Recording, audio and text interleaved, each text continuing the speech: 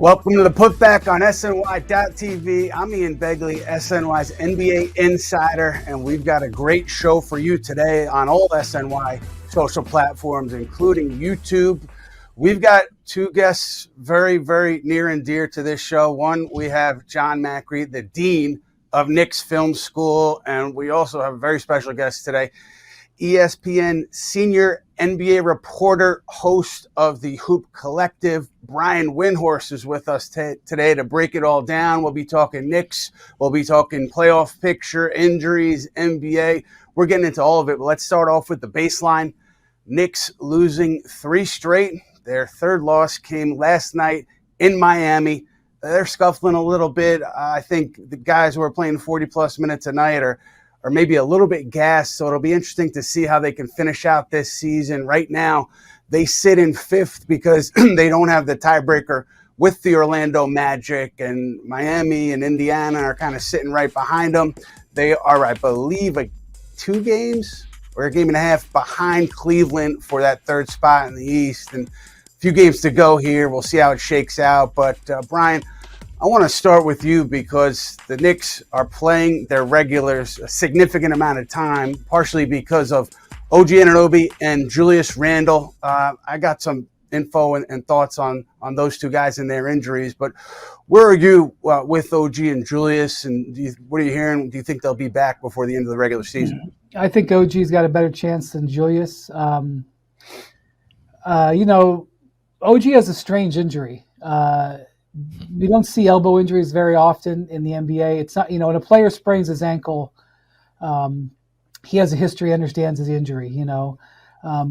There's certain recovery from a knee injury that there's protocols to go through. This elbow injury, it's a very unusual injury, so it's very hard to have a good feel for it. The thing about OG, and the Knicks knew this when they traded for him, he is a guy who likes to take his time coming back from injuries. He wants to be as close to 100% as possible. That is not secret information. The Knicks were aware of that when they signed him. They'll be aware, or when they traded for him, they'll be aware of that, I assume, when they signed him. And so that just is what it is. In the case of Julius, he's clearly stagnated. They've given no update. He's gone past the initial recovery timeline. Guys, I've been around long enough to know about shoulder injuries. Most of the time on a shoulder injury, you have to have surgery. And when you can gut through it, you are susceptible to re-injury on that shoulder. So, in all honesty, that was a really upsetting injury for the Knicks. I know that it seemed like it was good news initially when they said he didn't need surgery, but the way they framed the reporting of the injury, it was actually kind of shaky because they made it clear he was going to be reevaluated. And so even if he's able to play, you're going to be worried about re-injury. That is just the nature of this injury. And like I said, most people with this injury eventually have to have surgery. And that's just the unfortunate truth. Yeah, I'll start on Julius, Brian. I think you hit it all. But one thing that I've heard just brought up in conversations is Carmelo Anthony and his shoulder, his shoulder injury the year that the All-Star game was in New York. He was hurt. Surgery was recommended. He held out a little bit, played in the All-Star game. I think he played a few more games and then eventually shut it down and had surgery. And I think his rehab was several months long. And I think this is a similar injury with Julius Randle. I don't think it's identical, but I think the labrum is a significant part of this injury, I was told. So the issue is getting Randle to a place where the medical staff and he are comfortable that he can be on the court and make it through, right? I think everybody knows that he's going to need surgery eventually. Is it surgery in the off season? Is he going to be unable to make it back to the court? And the idea that he's been sitting at this place where he's doing everything but being cleared for contact, that's worried a bunch of people. We noted it a few weeks ago, and it's still been the case here where everybody's kind of waiting on pins and needles for him to get cleared for that full contact. If you know Julius Randle, he's going to want to play. I think the medical staff has been very careful here with this one, with actually getting him back on the floor. I do think there were some people who felt, way back that he should have gone and had surgery right when it happened, and then maybe he's back at this point, or he's back a couple weeks from now at the beginning of the postseason. That didn't happen. Here we are with Randle just waiting. And with OG Anunoby, similar situation in terms of the waiting game, but he had the surgery, right? And the Knicks and OG felt really good about that decision. He came back. He looked very good in his first game back. He hurt himself the next game back on a pretty standard basketball play. So I think the thing there is, how do you get him to a place where he does not re-aggravate that injury on a pretty standard basketball play where his arm kind of got jammed up? And so there's shooting, there's defense, there's so many different things with the elbow. It's about trying to get the inflammation down. And I've been told, even once you get that inflammation down with OG Anunoby, there's still going to be tests to clear, hurdles to clear from a medical team standpoint before he gets clearance to get on the floor. So I think we're still days away at least from an OG Anunoby return, and Randle. It's just anyone's guess at this point. Tom Thibodeau told reporters last night in Miami that he's just going to keep working at it, Julius, that is, and it'll turn. Maybe it'll turn. Hopefully it'll turn. Maybe it'll turn tomorrow. Maybe it'll turn in a few days, but they just don't know. It's just up in the air, and it's about clearance from the medical staff on both guys. So big issues hanging over the heads of this team. Jonathan, Macri, if they do not have Anunoby and they do not have Randle, what do you think their ceiling is in this postseason? I mean, I want to choose my words carefully because this team, both this season and last season, has overcome adversity as much as and as regularly as any team in the NBA. So I don't want to belittle their chances with a group that is going out there and is fighting. And even as they're losing games here, they're fighting and they're keeping this thing close. That said, I think more than the fact that they don't have OG and Julius in the starting five, their lack of depth is really being exposed here. I mean, you can't ask much more of Dante DiVincenzo. He's, third in the league in threes on the season. Can't ask more of Deuce McBride. He's putting up 20 a game over his last 8. Isaiah Hardenstein, he's, second in the league in defensive EPM. But at a certain point in time, you are running out of guys who you feel comfortable putting on the floor in a playoff series. If you're telling me they're facing an Orlando team that is one of the younger teams in the league and has a bottom 10 offense, there's only been one other team in the last 8 years that has advanced out of the first round with the bottom 10 offense, and that's last year's Heat. And with all due respect to this Magic team, they do not have the track record. They do not have the veteran presence that certainly don't have Jimmy Butler, Spo, the whole thing that Heat team did. So I would feel at least like they would have a pretty decent chance against the Magic if that was the first round matchup. But other than them, I would have trouble seeing the Knicks, this version of them. Again, no OG, no Randle being picked to come out of a first round series against anybody else.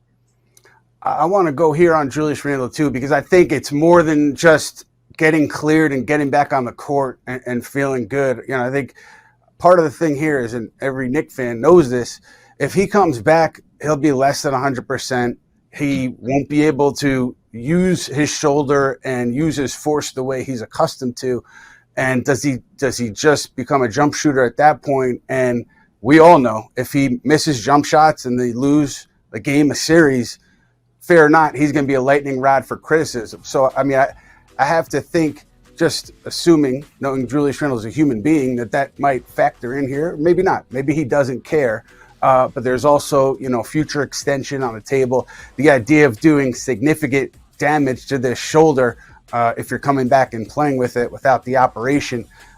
Brian, as far as those other factors, what do you see there? How do you assess that? Do you think that plays into what we're going to see here?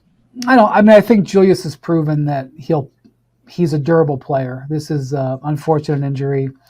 As far as an extension goes, he's proven his value to the Knicks. The only reason that they wouldn't extend him is to keep cap flexibility. I don't think they wouldn't extend him because of this injury. I think he's going to probably have to have the surgery anyway, no matter what happens. So I'm not sure that's entering into the thinking. But I actually do think the Knicks would have a decent shot in a first-round series, because if they played the Cavs, Donovan Mitchell is really severely hampered right now with a knee injury. He's been a shell of himself since the All-Star break. And if that ended up being the 4-5 matchup either way, and Donovan is not himself, the Knicks have supreme confidence against the Cavs. The Cavs struggle with the Knicks' physicality, and I know Mitchell Robinson hasn't looked great since he's come back, but give him a couple more weeks, he just terrorizes the Cavs. I actually would like the Knicks in that series. And then if they play Orlando, as you said, there's certain things that, they have some advantages there. And, I think in that series they have the best player. And certainly in a series where Donovan Mitchell is compromised, they have the best player in that series too. So I mean, do I like the Knicks chances with OG and Randle more, or especially OG, the way they've played? Yeah. But I would not count them out at all, depending on that first round matchup. Or we had a new wrinkle thrown into the Eastern Conference last night with Joel Embiid coming back. I thought he looked really good coming off 8 weeks off. Obviously, he was rusty and out of rhythm, but I thought he had a lot going for him. And right now, they're in the 8th seed. I don't know, if they're going to make it out of the play-in, but the Knicks could avoid Philly by where they are, where they fall. They could avoid having to deal with Philly in the first round. So I actually, obviously you want the two players that you're banking on back, but I actually don't think the Knicks' outlook for doing something in the postseason is as dire as you guys see it. It's fair, very fair. And I want to get to that best player in the series that you referenced, Brian, and Jalen Brunson. But I want to hear from both of you guys on one last piece here with OG Julius. Do you think, Brian, that this injury, if he doesn't come all the way back, do you think it impacts at all the way the Knicks would approach free agency with Anunoby? My answer is no. I think there's a commitment at this point for bringing him back regardless of how things play out with the injury. What are your thoughts? Yeah, when they made the trade, they committed themselves. I mean, maybe not actually committed, but they actually, they made it clear they were gonna re-sign him. The number will be interesting. We could talk a long time about the number because the Knicks are in a position where they need to stay flexible, but they're going to re-sign him. I would almost guarantee it. And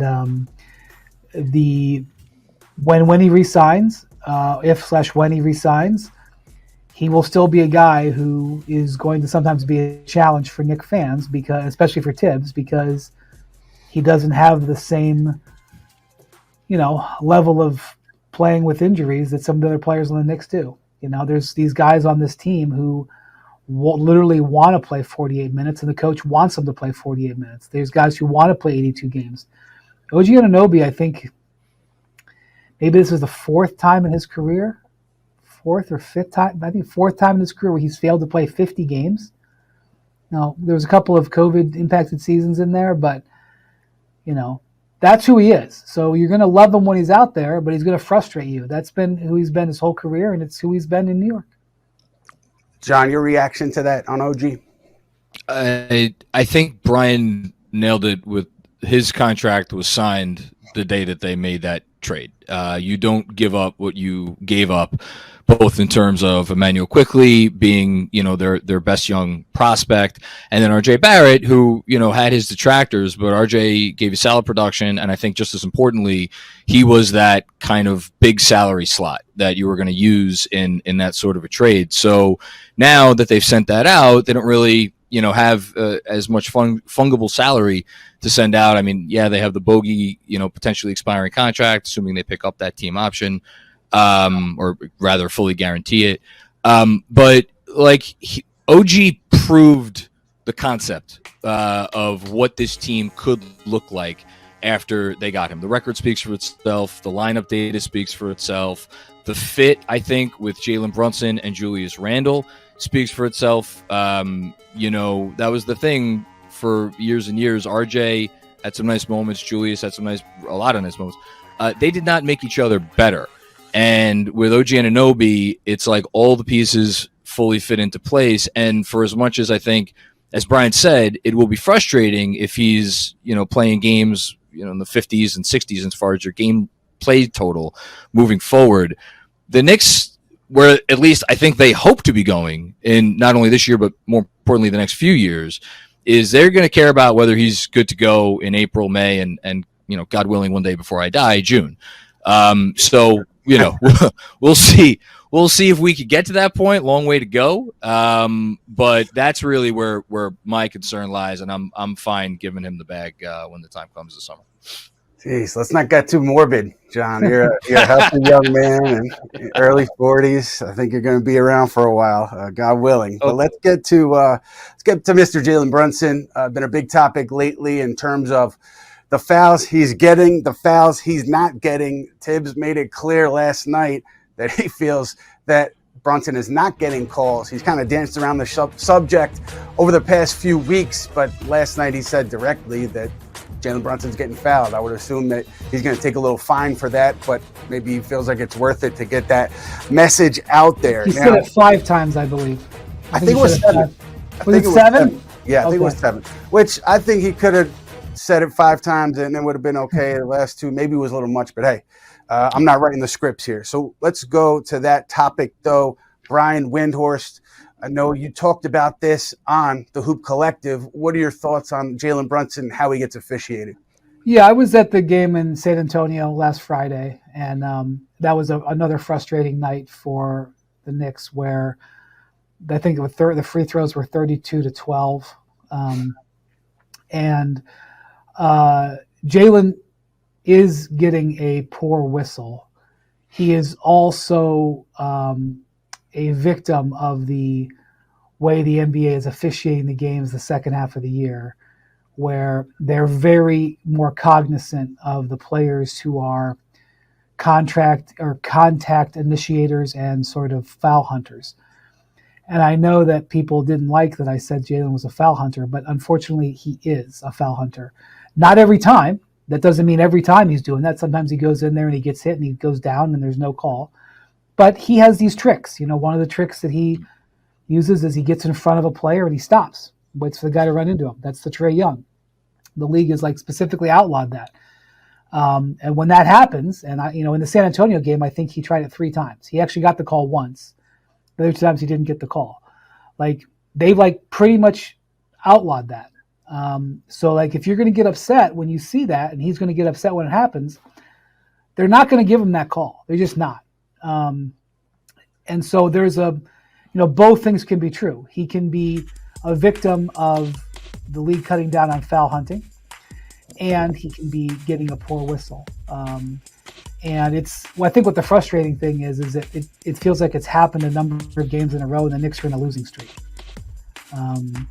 I think that's the combination of that, and I get it. And Tibbs is trying to defend his guy, and he also was the subject of a couple of very high-profile end-of-game calls earlier this season. It seems like that's his MO. I would say that Jalen is such a brilliant player that his game, it shouldn't be predicated on whether he gets fouls or not. No. His package that he has, he's the best stopper in the league. His ability to stop himself, it's absolutely as elite as you'll ever see. The way he's able to get a full head of steam and then stop and change directions. He's such an expert at creating space. I would just say to him, Jalen, create your space.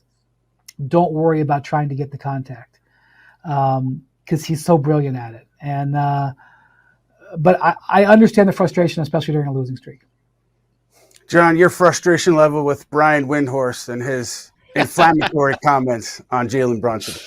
No, look, I understood where Brian was coming from, and I think it's fair to say that, look, if you're a small guard in the league today, if you are not to some extent going out of your way to seek contact and draw fouls, then you're not doing everything you could be doing to win. I think what got under the skin of some Knicks fans is that, when you watch Trae Young and you watch James Harden do what they do, that's, to me at least, reasonable minds may differ, that's not basketball. Some of the stuff that they would resort to. And I think that's why the league, or at least part of the reason why the league ultimately felt the need to change some of these rules. And Jalen Brunson, I don't think it, falls into the same category as them, at least not to that extent. Does he take a few pages from their respective playbooks, as Brian just said, the stopping short, the old Frank Costanza. Absolutely, he does, and he does it as well as anyone. But there's also a lot of other parts to the way he draws fouls, and there's just a physicality to his game and how much he is willing to put his body on the line as a guy. I know he's listed at 6'2". I don't think I've ever bought that, but and I think that's what has, I know me, kind of perturbed more than anything, because you're seeing things that, even as the league has shied away from some of the stuff they want to litigate out, I think are still legitimate fouls. And I think we're in this kind of in-between place where, what is a foul now, what isn't a foul. So I don't blame Brian at all. I would just like to get to a place where we have a bit more clarity on, again, what are legitimate calls. There's nuance, right? Yeah. Is he falling down on 3-pointers like Harden does? No, of course not. Yeah. But one of the things Harden is brilliant at is going into a drive and placing his hands in a way that will guarantee a foul going up. But what I'd say is that they're not giving him the call. They're not. So, and I think just in general, when teams tend to lean on the officiating when their margins are tighter. Yeah. So right now the Knicks are missing a few guys. Jalen's having games where he scores 60 points and they don't win. And it's you get more frustrated when you're losing, and you need that call more than if you're not. Jalen Brunson doesn't need to hunt fouls to be a brilliant player. He's gonna get MVP votes on the ballot. He's having a brilliant year. He's gonna get a huge contract extension soon. He doesn't need to worry about that. And I get the Tibbs. Tibbs has got to defend his guy, and that's his prerogative. But I don't think it's healthy for Knicks fans either to go into a game and think that they're not winning a game because they're not getting a friendly whistle. That's not a way to execute. That's not the way, frankly, that's not the way Tibbs executes. Tibbs, obviously he's got to defend his guy, but Tibbs is a believer. If they scored 99 last night, if you could only get 99 points, the way you win is by giving up 98. Yeah. You don't. The Tibbs way is not to go and try to get a couple extra fouls at the end of the game. That doesn't mean that you shouldn't complain about it, but I understand the frustration, especially when you look at the foul totals and the feeling that it's happened several games in a row. Brian has to jump out of here in a couple minutes, so we just want to get to this quickly. A little segment we call Stargazing here on the Putback, where we take a look at the future with the Knicks. We know that some people claim the media makes too much of stars connected to the Knicks, but James Dolan, Knick governor, is on record as saying one of the reasons he brought Leon Rose here was to attract top players. So there is validity to this, and I want to get into one thing because there's been some reporting on Paul George lately and the Sixers, and we had noted on the Putback a few weeks back that people with Philly certainly saw George as a target earlier this season. I don't know where they're at with it right now, but Brian, Paul George, isn't he a lock to go back to the Clippers? I mean, that's the way kind of I see it right now. What are your thoughts? Yeah, I'm not sure that the league believes that Paul George is actually going to leave the Clippers. I think what they believe is they're not giving him the offer that he wants. And that stage was set when they extended Kawhi Leonard earlier this season for not only less than max dollars. In fact, he's taking a mild pay cut. Now, he's still going to be making $50 million a year in that 3-year extension, so let's not cry. But he took less than max years and less than max dollars and a mild pay cut. And that set the stage for the Paul George negotiations. And I'm sure Paul, excuse me, who's younger who's younger, obviously, than Kawhi, doesn't want that. But he's sort of boxed in a little bit. And so it's in Paul George's benefit to present that he has other options and teams who are willing to offer him a max contract. For the first for the last 5 years, the Clippers have pretty much allowed themselves to be steamrolled by Paul George and Kawhi Leonard in many different ways, including their contracts and acquiring them and things like this. They've kind of drawn a line in the sand, not because they're trying to be jerks, but because the new rules, which are really designed to break the Clippers up, really forces them into changing their posture. And so they did with Kawhi, and they set a precedent. And so the question becomes is, do you honestly believe that Paul George would leave the Clippers, or are you just going to be a stalking horse for him to get the best deal he possibly can? And his agent's job will be to make the Clippers believe that he would leave, and especially if they're not able to get – he's eligible to sign an extension. He also can opt into his contract. I don't think he'll do that. I think he'll just become a free agent if they don't have a deal. But it is unusual in today's day and age that a star player becomes truly an unrestricted free agent. And I'm sure that that's a thing that the Clippers will want to use. But I would be very careful building around. The other thing is the Knicks don't have cap space. Yeah. So the way you would get Paul George would be to trade for him, a sign and trade. Well, the Clippers don't have to participate in that. The Clippers can say, no, we're offering you this contract. We're not going to sign and trade you. And this is all a game of chicken. The guy's from Los Angeles, and I believe his family likes living here. I'm in Los Angeles right now, so they like living here. So, I'm sure Philadelphia would offer the max. The question is whether he would accept. So it's definitely something to keep an eye on. Very intriguing. Brian, we really appreciate your time, man. Thank you so much. Obviously, keep an eye on all ESPN screens, digital, TV, podcasts to listen to Brian's intel on the NBA. Brian, thank you, man. Appreciate it. Guys. Take care. We are going to continue on, John and I, to digest some of the things that Brian has said. I had a million more questions for Brian. John, I'm sure you did too. But taking Paul George out of the equation for a minute here, how do you think in terms of, let's just say, Julius Randle back, OG Anunoby back, Knicks competitive in a second-round series, take it to 6-7 games. It's clear they're right there, but they don't get over the hump. How would you like to see the Knicks pursue things this offseason in that scenario from your perspective? Do you want to see them aggressive on players like a Paul George, or you look at a Minnesota with the Karl Towns, everybody keeping an eye, obviously, in Philadelphia and other places? Would you like to see them be aggressive there in Cleveland? Or would you say, hey, let's run this back. Let's see what we can do over a full season with OG Anunoby. Let's see how far these guys can take it. I think you just broke it down pretty good, and you more or less said the three names, which, obviously I follow everything you report and everything that gets said about this team from Brian and all the other national media. Those are the three guys. I mean, their dream scenario, of course, would be Embiid saying, that's it, I'm ready to go and do my thing in New York, which, if that situation presents itself, I don't think there's much of a conversation. The other two are more interesting, and I think they're interesting for different reasons.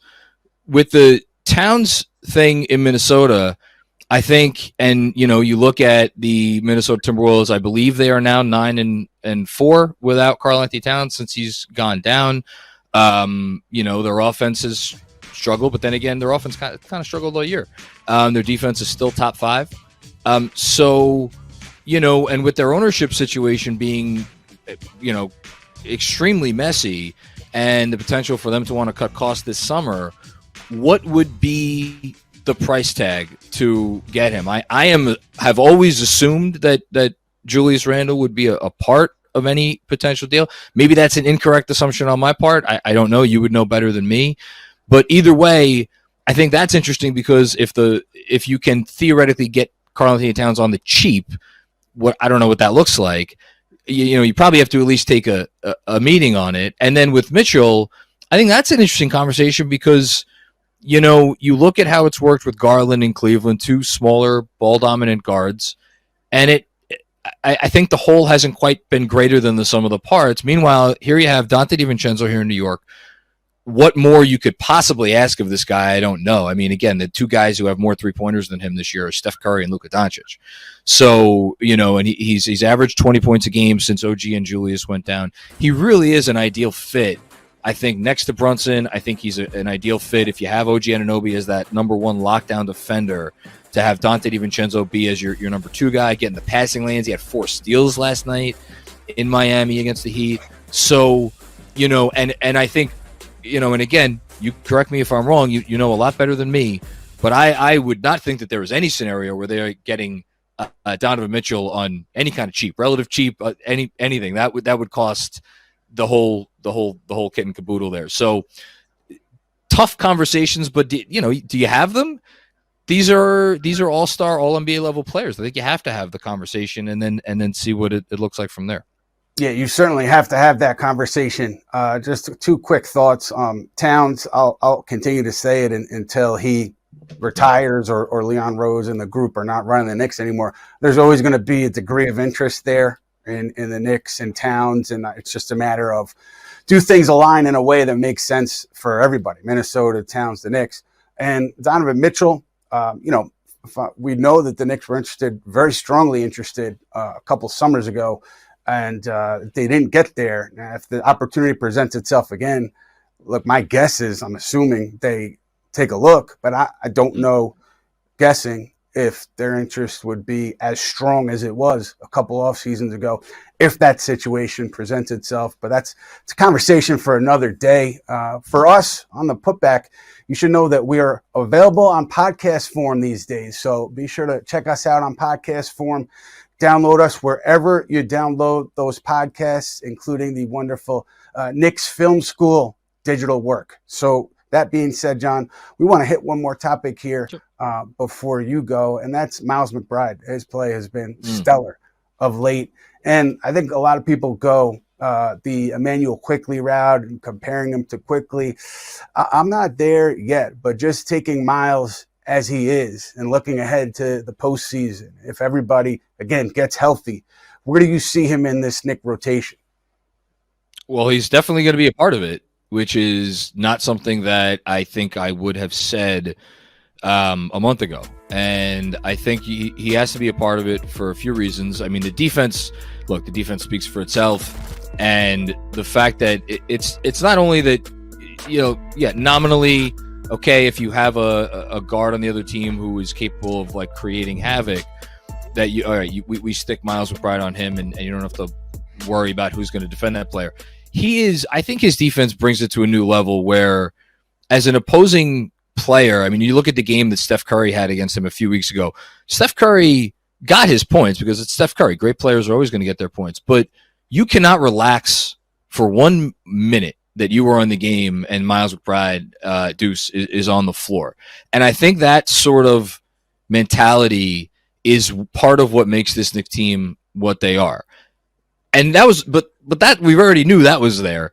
And now when you factor in, again, I saw the stat after last night's game, and I was like, this has to be a misprint. He's averaging 20 points a game over his last 8. This was a guy who had played 200 some odd career, or maybe it was 150 something career games going into before these last 8, and had scored above 20 points a game twice in 150 plus games. And now he's averaging 20, and he's doing it on 50, 40, 90 shooting, obviously playing 45 minutes a night.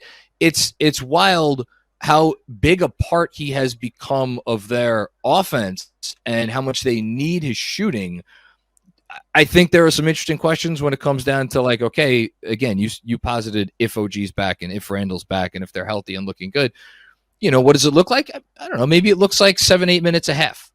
But I'd be hard pressed to say that Deuce McBride should not be getting at least that when the time comes, and hopefully, we're in a playoff series here.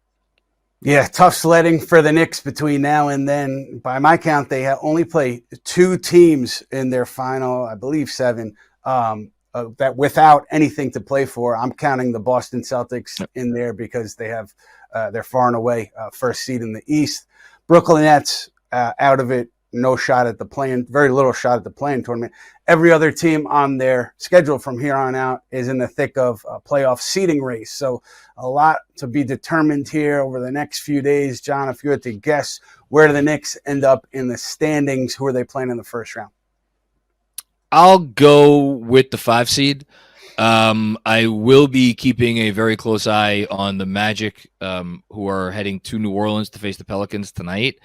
I think if the Magic lose that game, it more significantly opens up the door for the Knicks to finish ahead of Orlando. Orlando has some easy games coming up after that. They also finish with a tough slate, but again, as you kind of just alluded to, you don't know what these teams are going to be playing for in the last week of the season. So you look at Orlando's schedule; they play the Bucks twice in the last week. So how much are the Bucks going to be caring about those games? We don't know. They're also going to be playing the Sixers. You would think the Sixers are going to be going all out to win that one. But as of right now, because Orlando owns that tiebreaker, and because, as you just said, the Knicks are facing teams that have stuff to play for, I would bet on the 5 seed right now. Hopefully I'm wrong. Hopefully it's a little bit better than that, but that's where I think they'll be. 5 seed from John Macri. You heard it here first on the Putback, and we'll see how things shake out over the next few days. It's going to be very interesting. Knicks Eastern Conference standings. That'll do it for us on the Putback. We will be back with you next week for another episode, and then we will have one right after the end of the regular season. So stick with us. We appreciate you guys, and we'll see you soon.